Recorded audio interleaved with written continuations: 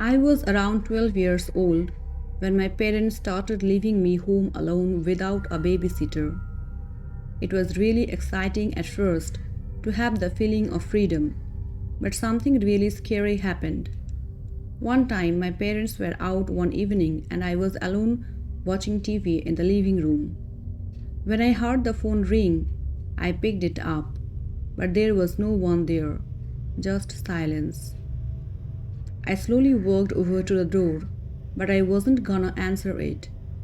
I just wanted to check who was there. When I got there, there was nobody. Just then, I heard the back window smash. I froze. After my initial shock wore off, I ran out the front door and down the street to my friend's house. Once I was safe, I called my parents and they called the police. My parents came home as soon as they could, and the police were already there.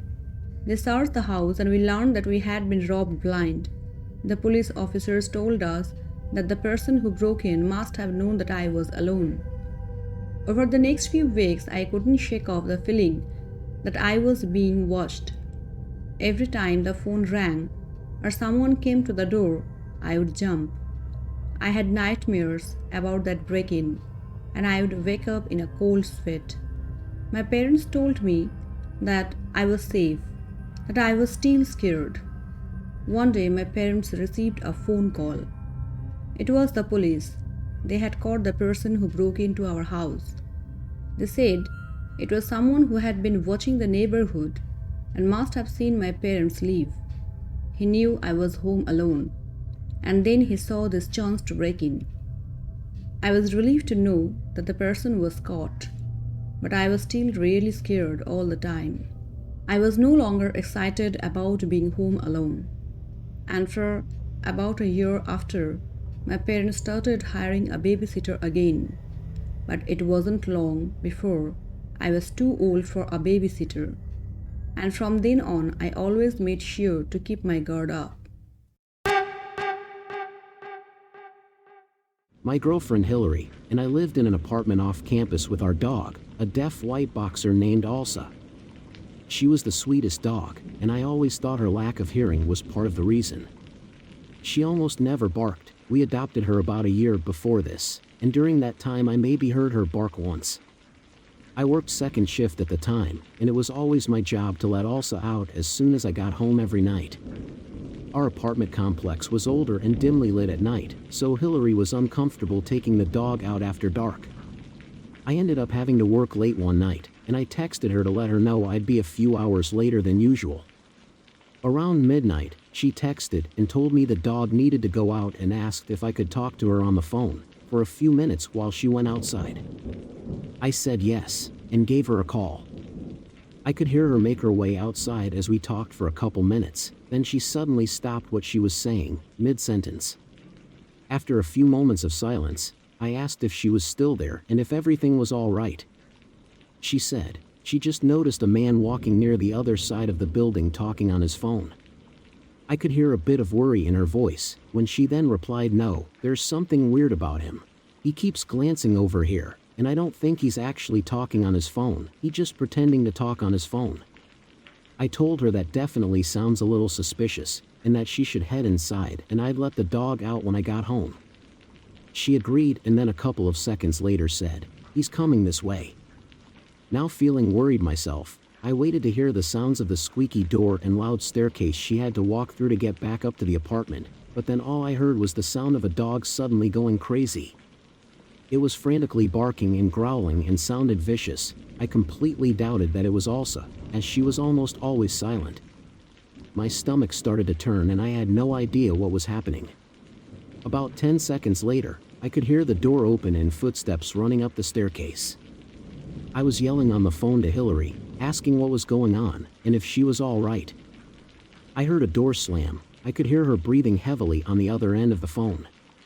When she caught her, she got back on the line and said that when she started to head toward the building, the man shoved his phone in his pocket and started walking much faster toward her as if he was trying to reach her before she got to the door. He was behind some cars and we'd got around the last one. That's when also seen him and sprung into action. she said, also lunged in front of her, hair standing up, showing her teeth and barking like crazy. I told her I heard all of that clearly on the phone. She said as soon as she did that, the man stopped and ran into the woods at the edge of the property. Hillary was certain that he was coming after her, but also put a wrench in his plans. We both couldn't believe how aggressive she became in that situation, because she was one of the sweetest dogs we'd ever seen, but her protective instincts kicked in and we were both incredibly grateful. Hillary called the police and reported the incident, but the man was never found. I don't know what he planned to do that night, but we never heard Elsa bark like that again during the years she was with us. I grew up in a typical suburban neighborhood.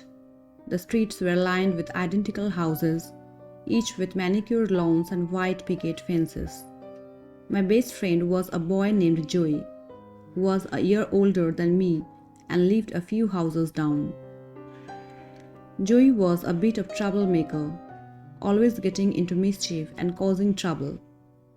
But I couldn't help but be drawn to his charismatic personality in an adventurous spirit. One night I sat alone in my house and there was a knock at my door. It was Joey, and he was accompanied by two older boys. They introduced themselves as Dave and Colin, and they looked to be a few years older than Joey. I led them into the house feeling a bit uneasy, but wanting to fit in with the older guys.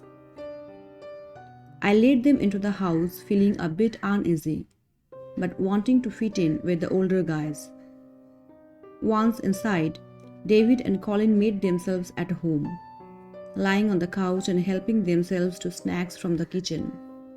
I tried to make conversation, but they didn't seem too interested in talking. Instead, they began to argue amongst themselves, their voices growing louder and more heated. Suddenly, Dave pulled out a knife. I froze in shock as Dave and Colin began to fight. They were rolling around on my living room floor. I could see blood, but I didn't know who it was coming from. I was terrified and didn't know what to do. Just as I thought things couldn't get any worse, Joey stepped in. He grabbed the knife from Dave and helped me kick them both out of the house. They refused to go to the hospital and neither of them wanted to call the police. I was left to clean up a mess they had left and my mind was racing with fear and confusion. I scrubbed the blood from the floor and tried to put the living room back into order. I was really scared that my parents would find out and I would get in trouble.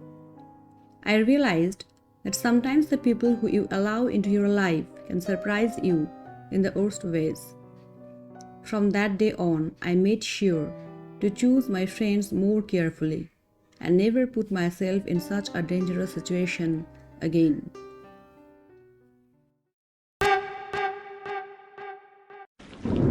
I arrived home one day after school.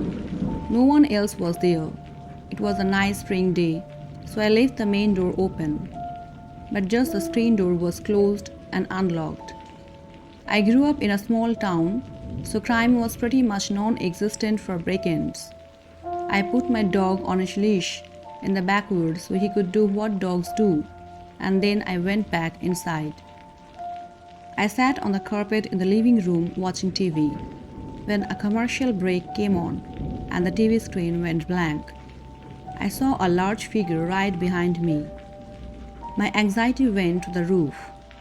My heart sank to the bottom of my stomach and my throat tightened up. It was hard to breathe when I first noticed the figure. Even though it was merely seconds, time seemed to slow down. As I turned my head, several thoughts went through my head. Why didn't my dog bark at the intruder? Right? He was tied up outside with my head half turned towards the intruder. I could see in my peripheral vision that it wasn't a person but a black animal.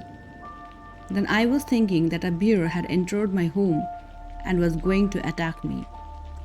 My heart felt like it was going to beat out of my chest. I was fully looking at the animal to my relief. It wasn't a bear. It was my neighbor's dog. He was panting and giving me a puppy smile. Oh my God! I was so relieved. He must have gotten free, and since I didn't fully latch the screen door, the big mutt was able to just push the door open, and he wandered in.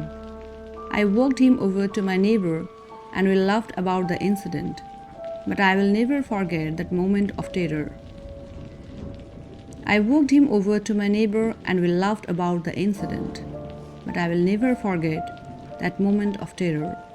Thankfully, it was a best case scenario, and I always latched the screen door close after that.